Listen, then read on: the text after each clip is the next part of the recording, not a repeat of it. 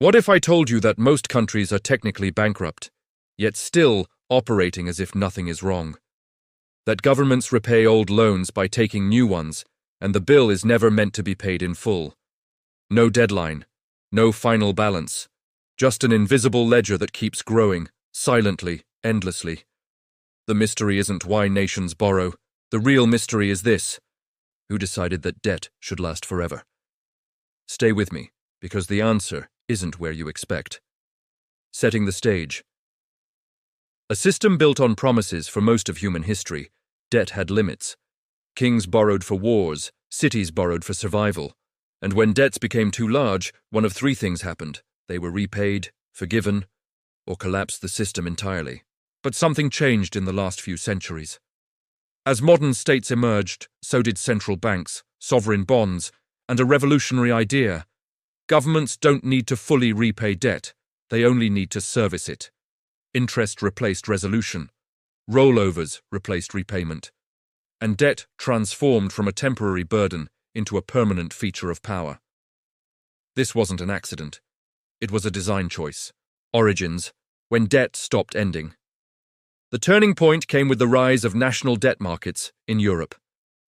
Governments like Britain discovered that issuing bonds to the public created a strange advantage. As long as investors believed the state would survive, they would keep lending.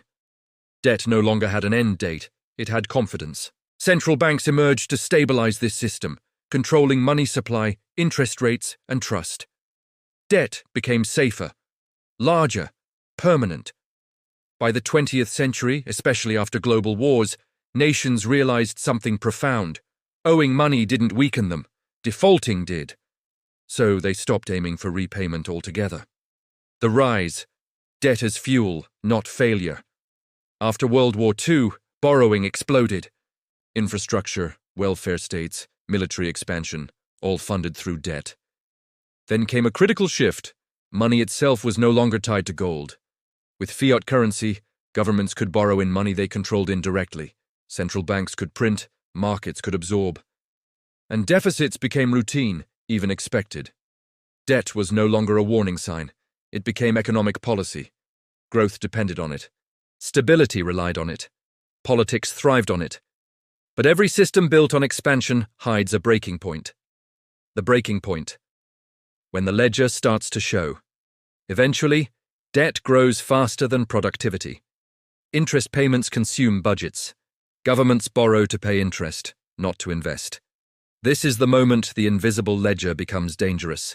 Crises erupt, markets panic, austerity follows. Citizens are told there is no money, while trillions continue circulating in financial systems.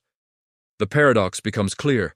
The state is rich enough to borrow, but too indebted to serve its people. Fallout. Who really pays when nations borrow forever? Someone else absorbs the cost. Wages stagnate, taxes rise, public services shrink. Wealth concentrates upward, debt doesn't disappear. It transfers, from governments to citizens, from the present to the future, from the many to the few, and the ledger keeps growing. Failed fixes. Why nothing closes the book? Governments try everything. Stimulus, austerity, inflation, restructuring. But none of these close the ledger. They only shift numbers around. Why?